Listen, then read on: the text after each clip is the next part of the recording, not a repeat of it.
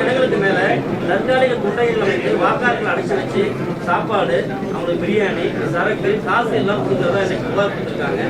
ஏற்கனவே கடந்த தேர்தல் இதே மாதிரி அட்டூழியம் பண்ணிருக்காங்க. குளத்தூர் அண்ணா நகர் சட்டமன்ற தொகுதியில வாக்காளருடைய கைபேசி எண்ணை வாங்கி கூகுள் பே மூலமா பணம் அனுப்புறதா சொல்றாங்க. இதையெல்லாம் தயவு செய்து பத்திரிகையில போடுங்க, ஊடகத்துல போடுங்க, மக்களுக்கு தெரியட்டும். இதையெல்லாம் கொண்டு போய் சேர்க்கக்கூடிய பொறுப்பு ஊடகத்துக்கும் பத்திரிகை தான். நாங்கள் தேர்தல் ஆணையத்துக்கு தான் கொடுப்போம். ஆனால் பத்திரிகை என்பது, ஊடகம் என்பது மிகப்பெரிய ஆயுதம். இதை நீங்கள் பயன்படுத்தி நாட்டில் நிலவுகின்ற பிரச்சனையை நீங்கள் சொன்ன மாதிரி இன்னைக்கு கரூரில் பூரா கொட்டையை போட்டு வச்சிருக்காங்க. ஆடு மாடு அடைக்கிற மாதிரி மக்களை அடைக்கின்ற ஒரே கட்சி திமுக கட்சி. பணபலத்தை வச்சு மக்களை விலைக்கு வாங்கலாம்னு நினைக்கிறாங்க. அது ஒருபோதும் நடக்காது. இவருடைய 5 ஆண்டு கால ஆட்சியை மக்கள் பார்த்துட்டாங்க. ஆக இன்றைக்கு மக்கள் இந்த ஆட்சியை தூக்கி எறிய தயாராகிவிட்டார்கள். எந்த கொட்டைக்கு போட்டாலும் மக்கள் மக்களுடைய மனதை மாற்ற முடியாது. அதனால ஊடக நபர்கள், பத்திரிகை நபர்கள் அருள்கூர்ந்து வேண்டி கேட்டுக்கொள்வது, இந்த கொட்டையெல்லாம் காட்டுங்க. எங்கிட்ட தான் கேள்வி கேட்குறீங்க, இந்த கொட்டையை காட்டுங்க, தயவு செய்து காட்டுங்க. தேர்தல் ஆணையத்துக்கு போகட்டும். நாங்கள் ஏற்கனவே எங்களுடைய மாவட்ட செயலர் திரு விஜயபாஸ்கர் அவர்கள் மாவட்ட ஆட்சித்தலைவர்கிட்ட கொடுத்துருக்காரு, காவல்துறையிட்ட கொடுத்துருக்காரு. அவரெல்லாம் என்னங்கிறாங்க, தனியார் இடத்துல போட்டிருக்காங்க, நாங்களாம் ஆடு மாடு அடைக்கிறாங்க. ஆடு மாடுனா மக்கள் தான் ஆடு மாடாக நினைக்கிறாங்க. ஏன்னா ஆடு மாடாக நினைக்கல, மக்களை ஆடு மாடாக நினைக்கிற ஒரே கட்சி திமுக கட்சி தான்.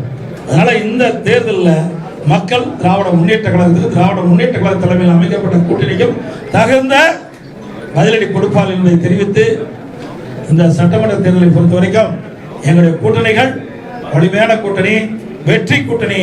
எங்களுடைய கூட்டணியின் சார்பாக அறிவிக்கப்பட்ட 234 தொகுதியிலும் கடுமையாக பாடுபடுவோம். எங்களுடைய கூட்டணி கட்சி சேர்ந்த நிர்வாகிகள், தலைவர்கள், தொண்டர்கள் இரவென்று பகலென்று மாறாமல் எறும்பை போல, தேனீக்களை போல சுறுசுறுப்பாக செயல்பட்டு மக்களை சந்தித்து, வாக்காளரை சந்தித்து எங்களுக்கு அதிகமான வாக்குகள் எங்களுடைய வேட்பாளர் கிடைப்பதற்கான பிரச்சாரத்தை மேற்கொள்வார் என்பதை நேரத்தில் தெரிவித்து, 5 ஆண்டு கால அவல ஆட்சி நாட்டு மக்களுக்கு எடுத்துச் சொல்வார்கள்.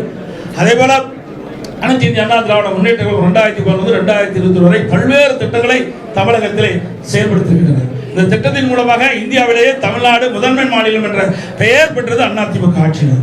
ஆனால் திமுக ஆட்சியில் கடன் வாங்குவதில் முதல் மாநிலம் என்ற பெயர் பெற்றது திமுக. இதெல்லாம் நாங்கள் மக்களிடத்தில் எடுத்துச் சொல்வோம். சட்ட ஒழுங்கு அடியோடு சீர்கட்டுவிட்டது.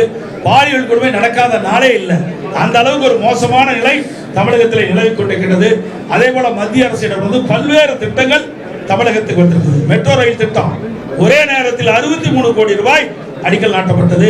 மத்திய உள்துறை அமைச்சர் மரியாதைக்குரிய அமித்ஷா அவர்கள் இங்கே அடிக்கல் நாட்டினார். அதோட பல சாலைகள், தேசிய நெடுஞ்சாலைகள் அமைக்கப்படுகின்றன. அதேபோல் விமான போக்குவரத்துக்காக இன்றைக்கு அதனுடைய கட்டமைப்பெல்லாம் விரிவுபடுத்தப்படுகிறது. புதிய விமான நிலையங்கள் பார்த்தீங்கன்னா தூத்துக்குடி திறந்திருக்கிறாங்க, திருச்சி திறந்திருக்கிறாங்க. என்ன பல விமான நிலையங்கள் நிலம் எடுத்து கொடுத்திருந்தா வேகமாக செஞ்சிருப்பாங்க. அதே ரயில்வே பாதைகளுக்கு இந்த அரசு மெத்தன போக்கின் காரணமாக முறையாக நிலம் எடுத்து கொடுக்காத காரணத்தினால் அவர் ஒதுக்கப்படுகிற நிதியோடு முழுமையாக செயல்பட முடியாத ஒரு அவல நிலை இருக்கின்றது. மத்திய அரசை பொறுத்த வரைக்கும் மத்திய அரசிலிருந்து கிடைக்கின்ற திட்டங்கள் முழுமையாக அவர்கள் வழங்கி கொண்டிருக்கின்ற செய்தி இந்த நேரத்தில் தெரிவித்து, மத்திய அரசு மாநில அரசு இணைந்து செயல்பட்டால் மக்களுக்கு தேவையான நன்மைகள் செய்ய முடியும். அந்த அடிப்படையில் தான் எங்களுக்கு கூட்டணி எல்லாம் அமைந்திருக்கு என்பதை